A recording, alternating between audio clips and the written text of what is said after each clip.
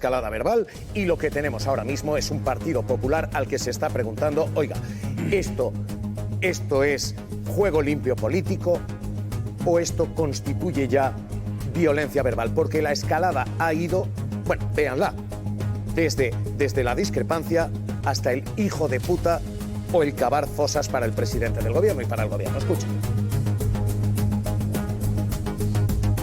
La presidenta de la Comunidad de Madrid lo inició todo. A ese caso de corrupción de la señora Ayuso. Justo en este momento, durante el debate de investidura, cuando una cámara le capta mientras Sánchez interviene. Esa transparencia. Ayuso camufló el insulto al presidente con una frase que convirtió en su eslogan viral. Sí, lo dije, me gusta la fruta. Ahora es Feijóo el que se agencia de la famosa frase de Ayuso, titulando así este vídeo en redes.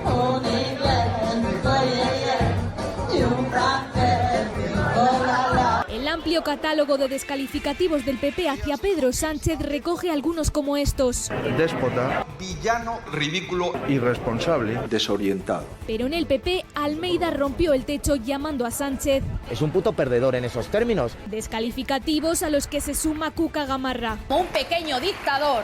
Ese político trilero. El miembro del PP que más insultos acumula es Miguel Tellado. Capo, asqueroso. cínico de manual. El secretario general pedía así el abandono de Sánchez del país. Creo que debería irse de este país en un maletero. Y le define con estos adjetivos. Es mezquino, es déspota. Un libro de estilo que, en el caso de Esther Muñoz, queda bien definido. Corruptos y con puteros, gobierno de corruptos y de puteros. Para el Partido Popular, los insultos a Sánchez son el hit del verano.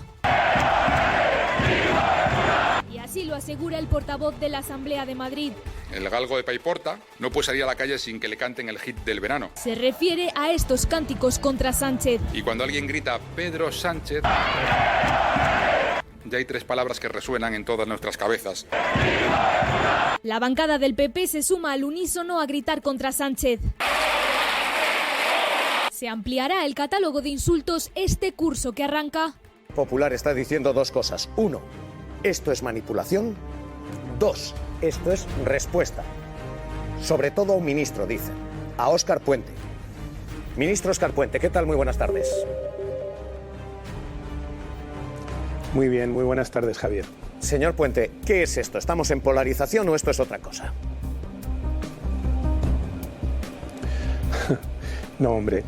La polarización es el análisis que hace la derecha de la actual realidad y también algunos equidistantes, ¿no? Que se piensan que a lo mejor no hablando con claridad o no llamándole a las cosas por su nombre, pues esta derecha agresora que tenemos en este país les va a perdonar la vida, ¿no? Y no les va a pasar lo que a gente como a Sara Santaolalla, que cuando hablan claro pues sufren la persecución que está sufriendo, ¿no? Yo, si me permiten, le voy a poner un ejemplo para que todos reflexionemos a la luz de una carta que esta semana ha publicado, el fin de semana, Maribel Vilaplana, la periodista que estaba con Mazón aquellas horas trágicas del 29 de octubre. ¿No? En esta carta ella relata pues, una situación de mucho sufrimiento para ella. Vaya por delante que a mí cualquier acoso o cualquier persona me parece absolutamente intolerable, pero tengo que decir que después de leer la carta me preguntaba, porque yo no lo había visto, si a esta persona la habían acosado en su vida, en su domicilio, etcétera. Creo que no. Y ahora hagamos un ejercicio de imaginación. Imagínense que en Valencia, durante la Dana, hubiera habido un presidente del Partido Socialista y que ese presidente hubiera estado 3-4 horas desaparecido comiendo con una periodista. Vamos a poner, por ejemplo, a la propia Sara Santaolalla que está en ese programa. ¿Se imaginan lo que esta persona hubiera tenido que padecer durante todos estos meses? ¿Se imaginan el acoso al que se le habría sometido? ¿Se imaginan ustedes lo que hubieran hecho con ella? No hay polarización. En este país no hay polarización porque la polarización exige un mínimo de simetría entre lo que hace una parte y lo que hace la otra. Aquí hay un estado de agresión permanente y constante. Y cuando a algunos se nos ocurre ejercer nuestro legítimo derecho a la defensa, se nos dice que contribuimos a la polarización. No hay polarización. Y por cierto, esta situación no es nueva. Solo es más intensa. En este país hay un estado de agresión permanente desde que la derecha pierde el poder que cree que le pertenece legítimamente. Y esto se inició en el año 93 con el señor José María Aznar, se intensificó durante los años de gobierno de Zapatero y ha llegado ya a este extremo absolutamente irrespirable desde que Pedro Sánchez es presidente. Y esto es llamar a las cosas por su nombre. Hay una derecha agresora y hay una izquierda que sufre la agresión y que en ocasiones intenta defenderse. Y el resultado es que cuando lo hace se habla de polarización. No hay polarización en España. Eso es falso. Señor Puente, el Partido Popular le señala a usted. Dice, usted es también parte de esa polarización. Ya lo acabo de explicar perfectamente. Es decir, cuando alguien osa responderles, cuando alguien les pone el espejo, un espejo que no les gusta porque refleja su imagen real, no la imagen que publican o que difunden de ellos los medios de comunicación, que son parte de su estrategia, que no buscan en absoluto la verdad ni ejercen una función crítica, no, que son meros elementos propagandísticos, que pues presentan a Feijóo en su momento como un estadista moderado, pero claro, tú le pones el espejo y ¿qué es lo que se ve ahí? Pues el señor que el otro día, el sábado por la noche, se va a divertir a un karaoke y en ese momento ni siquiera es capaz en ese momento de olvidarse de Pedro Sánchez y de no insultarle. Cuelga un vídeo en su perfil de Instagram y en lugar de subrayar que lo ha pasado bien, que ha estado una noche estupenda, etcétera, pues se acuerda de Pedro Sánchez y vuelca sus frustraciones a través del insulto. Eso es lo que está pasando en nuestro país. ¿Qué pasa? Que yo no soy de los que pone la otra mejilla y no soy de los que se calla y estoy en mi derecho de ejercer la legítima defensa que le corresponde a quien está siendo agredido. Cuando a una persona le agreden, intenta defenderse. Lo que no se le puede decir es que contribuyes a la polarización. No, hombre, no contribuimos a la polarización porque no hay polarización. Hay una agresión y hay el intento de algunos de defendernos ante esas agresiones. Señor Puente, no se retire porque hay una cuestión en todo esto y es si toda esta ofensiva verbal es solo verbal o está llegando a la calle. Vean la última imagen de la última agresión a una sede del Partido Socialista. Llevamos 200 agresiones el último año. Y el Partido Popular hoy habla de victimización del PSOE. Pero es que el Partido Socialista, Cristina Cañedo, el Partido Socialista va a presentar iniciativas y mociones para el que el PP se retrate, porque en esas 200 agresiones a sedes parlamentarias y a casas del pueblo del Partido Socialista, el número de condenas del PP ha sido mínimo. Así que hay batalla también en esto. Cañedo, ¿qué va a hacer el PSOE?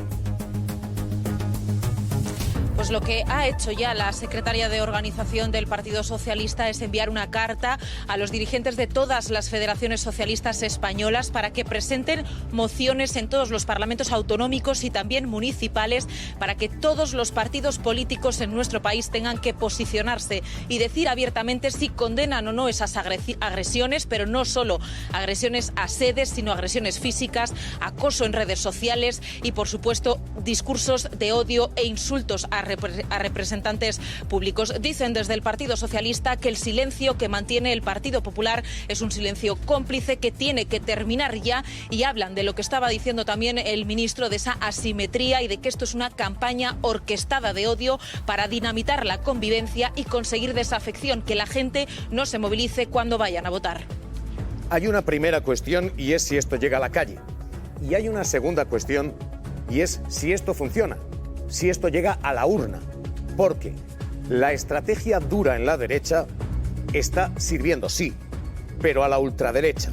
Hoy, sondeo de 40dB para el diario El País y la cadena SER. Vox se dispara. En 2 autonomías es primera opción de gobierno. En Comunidad Valenciana y en Andalucía, Vox es ya primera opción. Adela, vamos a repasar datos. Sí, como decías, Vox se dispara. A finales de agosto crece más de 2 puntos sobre la encuesta anterior del mes de julio y consigue ese 17,4% de estimación de voto, el mejor resultado desde las pasadas elecciones, ya que crece 5 puntos, 5 desde el año 2023. El partido de Abascal, ¿a quién roba votantes? Al Partido Popular, que recorre ese camino inverso, pierde 2,4 puntos desde julio hasta quedarse con este 30,7% de los votantes. La encuesta coincide en el tiempo con la bronca política por la gestión de los incendios forestales y el PSOE, aquí lo vemos, acorta las distancias. Mejora 7 décimas desde julio tras el escándalo por el ingreso en prisión preventiva de Santos Cerdán y aunque la curva es descendente llegan al 27,7% de intención de voto. También crece Sumar, el socio minoritario del Ejecutivo, que sube 4 décimas hasta el 6,6%, las mismas que pierde Podemos, que baja al 3,4%. Ministro Óscar Puente, ¿esto llega a la calle? ¿Esto se está traduciendo en violencia física? ¿Y esto llega a la urna? ¿Esto es rentable? Respecto a lo primero, es evidente, los líderes tienen la responsabilidad de trasladar a la ciudadanía un determinado modo de comportarse. Si el líder de la oposición llama hijo de puta al presidente del gobierno, pues usted entenderá que el ciudadano de a pie obviamente se siente legitimado y contagiado para ir ahí, y están las 200 agresiones a las sedes del Partido Socialista que son una realidad. Respecto a si se traslada o no a la urna, pues lo veremos, ¿no? Lo que yo siempre he pensado es que en política la gente prefiere el original a la copia, ¿no? Y si lo que el Partido Popular entabla es una carrera de insultos, de descalificaciones, de ausencia absoluta de proyecto, de comprar el marco en materias como la inmigración, la seguridad ciudadana, etcétera, de la ultraderecha, al final la gente acabará votando a la ultraderecha. Y esto está demostrado. En política es algo básico. Cuando tú compras el marco del adversario, es el adversario el que se beneficia. Y sobre todo, desde luego, quien se beneficia es quien tiene más credibilidad a la hora de plantear determinadas cuestiones, y ese es el original, no la copia. El Partido Popular se está erigiendo en una mala copia de Vox y los ciudadanos empiezan a tomar nota y empiezan a sentirse legitimados para migrar a una opción extremista, pero que hace estos planteamientos de manera clara y auténtica. Esto es lo que ellos defienden, ¿no? Hoy el Partido Popular subraya que también ha sido agredido. La semana pasada una de las sedes del Partido Popular fue agredida y hoy están subrayando y mirando, se están viendo mensajes y tweets como estos. Hoy los suyos son mensajes de caos. No lo verás en tu pantalla, amiga. Y el ministro Puente cuelga esto en redes. ¿Cómo ha sido la vuelta al cole en el metro de Madrid? Madre mía la cola de hoy, madre mía el atasco. Lo que están viendo ha sido sencillamente catastrófico esta mañana en la capital. Se han visto cercanías desbordados, metro desbordado y toda esta situación. El Partido Popular ha cargado contra el ministro Puente antes, durante y de forma constante. Isabel Díaz Ayuso decía cosas como esta, Feijóo decía cosas como esta. Puede hacer con un Ryanair, se podrán poner como quieran con esta u otra compañía, pero cuando deje de operar en según qué capitales de provincia y caiga el turismo y caigan las visitas internacionales, ¿a quién van a culpar? ¿Al aire, al cableado, como hace el señor Puente con cada tren, 4 de cada 10 trenes este verano? Estamos en nuestro mejor momento, vamos, que van a poner piscolabis en mitad del camino para todos los trenes que se quedan tirados y te dirán que es, que no, que va fenomenal. Hay que convivir con averías constantes, que hay que acostumbrarse al caos. Vamos a solucionar esto, echando del Ministerio de Transportes a los corruptos y a los tuiteros. Hay gente en el Ministerio de Transportes que sabe más de redes sociales que de redes ferroviarias. Y esto se acabó. Señor Puente, más allá de quién ha empezado esto, dice usted quién agrede y quién se defiende. ¿Cómo se apaga esto? ¿Ha llegado el momento de bajar el tono? No, pero vamos a ver, tocabas varios temas. En primer lugar, hablabas de una agresión a la sede del PP. Lo primero que hizo el Partido Socialista inmediatamente fue condenar sin paliativos esa agresión. Estamos esperando todavía que el Partido Popular haga alguna condena de las 200 agresiones que han sufrido nuestras sedes. De nuevo, no hay polarización. Hay agresión por un lado y hay silencio, en este caso, por el otro. Nosotros, lo primero, la condena. Lo segundo, mire, yo en este tema de las incidencias ferroviarias es que ya tengo mucha experiencia, porque yo fui alcalde de Valladolid y durante 8 años, cada vez que había un atasco en Valladolid, pues el Partido Popular hacía una campaña. Entonces, esto forma parte de la política. Ellos han querido meter la cuestión ferroviaria, digamos, en la batalla política, y es legítimo que lo hagan. Ellos sabrán cómo, hasta dónde lo llevan y con qué rigor lo hacen. Nosotros lo que hemos hecho ha sido publicar las cifras de incidencias en nuestro país, y la realidad es que somos el segundo país con una mayor tasa de puntualidad de la Unión Europea. Y también hemos explicado que nuestro sistema ferroviario, del que algunos nostálgicos pues nos hablan de los años 90, etcétera, ha crecido enormemente en los últimos años, y eso también tiene consecuencias. Pero lo que hoy ha sucedido en Madrid es que no se ha planificado, hoy hay un caos absoluto en las líneas de metro de Madrid, no de cercanías, hay un problema con los autobuses, hay gente en la calle esperando para entrar en las estaciones de metro, y esto, lo que digo, es que no se verá ni en Telemadrid, ni en algunos canales de televisión que andan buscando testimonios cada vez que hay cualquier incidencia ferroviaria, porque aquí no interesa contar la realidad, y de ahí que no hay polarización, hay una asimetría total. Si hay un problema en cercanías, hay un problema en la red ferroviaria, como es el ministro Puente el que está detrás, nos lanzamos en tromba. Si el problema es en metro o es en los autobuses de Madrid, no hay ningún tipo de interés en contarlo, porque no hay interés en que se cuente la realidad. Hay interés de socavar la labor de un gobierno determinado, el gobierno de España, y hay un interés de proteger y promocionar determinadas opciones políticas. Esta es la realidad. Por eso no se puede hablar de polarización, porque no existe. Le agradezco que haya estado con nosotros. Óscar Puente, cuídese, gracias y un abrazo. Es que aquí está Feijóo haciendo seguidismo de Ayuso, que es simbólico precisamente que la primera excusa que dio es que iba a ir a un acto de Ayuso. Ayuso ha contraprogramado este acto de la apertura del año judicial con un acto del Partido Popular de Madrid, porque estaba claro que ya iba en contra de todo eso. Y Feijóo hace seguidismo, es decir, ¿qué simbolismo que el presidente del Partido Popular se pliegue, digamos, a los designios de Ayuso, que ha marcado la agenda en este sentido, ¿no? Y luego también, al hilo de lo que decía Javier Aroca, qué curioso también, qué paradójico que estén acusando a Pedro Sánchez de no respetar la independencia judicial, y a la vez son ellos los que no están respetando la institucionalidad y al Poder Ejecutivo al exigir, pues eso, la salida de Bolaños, o al o al ausentarse de un acto que es pura institucionalidad. Es decir, se han echado al monte, insisto, en lo del juliganismo. Bueno, yo creo que el señor Feijóo es tan torpe políticamente, él y ya incluyo a sus asesores, que no se dan cuenta de varios aspectos de su actitud, que no solamente un gesto. Primero, ha conseguido que en un acto solemne en donde probablemente habría mucha gente dispuesto, y algunos con una cierta razón, a hablar mal del fiscal general del Estado, al final se esté hablando de él. O sea, le está quitando la centralidad política al propio fiscal. Todo el mundo está hablando hoy del señor Feijóo, que no solamente es un gesto, porque podría ser un gesto, por las razones que habéis dicho, por otras, buscando paginalidad en la prensa, llamémosle así, en los medios de comunicación en general. Pero no, es que lo que acaba de hacer desde el punto de vista político, e insisto en la torpeza, es sumarse a la instrucción colectiva contra el fiscal general del Estado. Es lo que ha hecho. Lo que está diciendo, yo también me persono en la instrucción contra el fiscal general del Estado y por tanto contra el propio gobierno de España.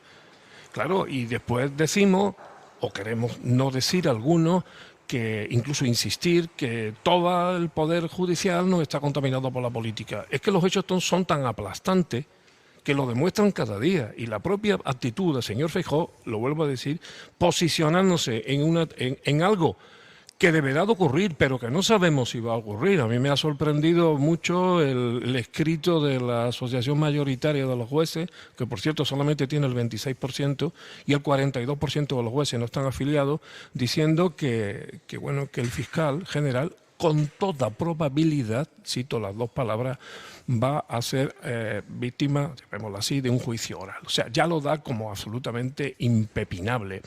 Todos sabemos que será así. Pero, hombre, que lo digan los jueces de una manera tan explícita y escrito, pues mosquea un poco. El problema de Feijóo, ¿cuál es? Con todas las variables que habéis dicho, de la extrema derecha, de su extrema derecha, la extrema derecha externa y la extrema derecha interna, representada por la señora Díaz Ayuso. Es que Feijóo es como un biscúter, no tiene marcha atrás. Es que cada vez que hace algo, ya no tiene retorno. Ya digo, es el biscúter de la política española. ¿Vas a decir algo? No me ha gustado el biscúter, ¿no? Sí, me gusta la metáfora del biscúter. Mira, hablando de la polémica de la apertura del año judicial con este acto solemne, es verdad que lo que marca el acto es que empieza el curso en lo judicial, pero también en lo político. Y en lo judicial nos espera por delante un curso con muchas causas que van a estar precisamente muy relacionadas con la política. Vamos a volver... Atacaditos los nervios, el día siguiente de... Pedro, gracias. Un abrazo. Claro, con toda esta lista de casos que tú, Berna, ibas apuntando, sí, ibas haciendo lista, es que es muy difícil separar la política de la justicia. Sí, sí, sí. Y mira cómo está de unido que precisamente... etcétera, todos los discursos mucho tiempo. Y además parece que con bastante ansiedad, ¿no? No, eso de que la democracia se cambia, digo, desde el punto de vista de la alternancia, durante 4 años, a ellos les parece 4 años una distancia interminable, se ponen atacaditos los nervios, tartaditos, el día siguiente de que el partido que sea empieza a gobernar, en este caso el Partido Socialista, con las alianzas que pudo obtener en el Parlamento, y eso es uno de los problemas, ¿no? Es un problema del tuétano, del concepto que tiene lamentablemente la derecha española de la democracia, que no tiene paciencia, que es una de las virtudes que adornan y que fundamentan el propio sistema político. Y es que, mire usted le toca gobernar, y si no le toca gobernar, opóngase usted bien, como decía Benjamin Disraeli, ¿no? Eso no ocurre, sino que hay una distorsión. Entonces, que el Partido Popular se apoye en estos extravagancias gestuales, en la mayoría de los casos, el caso de hoy del señor Feijóo, y en el gamberrismo, porque a lo mejor yo soy un ingenuo, pero yo no le doy tanta importancia a estas algaradas que llaman hijo de puta al presidente. Yo lo considero más gamberrismo callejero encaminado hacia una determinada opción política.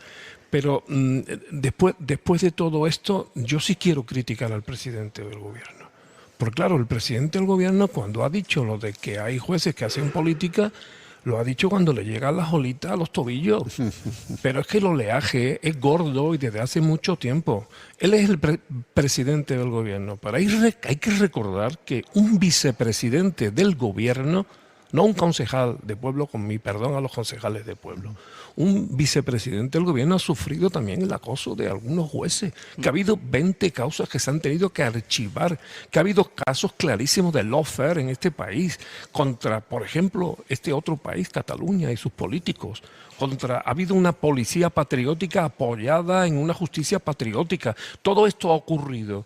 Y el presidente se duele ahora. Me hubiera gustado, como ciudadano, que el presidente de mi país hubiese reaccionado lo antes. haya votado yo o no, que eso sería otra cuestión y muy personal, se hubiera dolido antes y hubiera actuado, cosa que no ha hecho. Y por eso a lo mejor ahora está en peores circunstancias y con peores apoyos a una declaración que la mayoría de los ciudadanos del Estado español compartimos. Están, por referirme a las palabras del presidente del gobierno, Roca, ¿están haciendo política todos estos jueces que están levantando la voz y posicionándose en contra de la presencia del fiscal general del Estado? Yo creo que es bastante obvio, ¿no? Y mira que el presidente del gobierno en mi opinión, fue delicado al decir que la inmensa mayoría de los jueces pues cumplen con su papel constitucional y que es una minoría. Pues la verdad es que los acontecimientos que están ocurriendo demuestran que el presidente del gobierno se quedó corto, en mi opinión.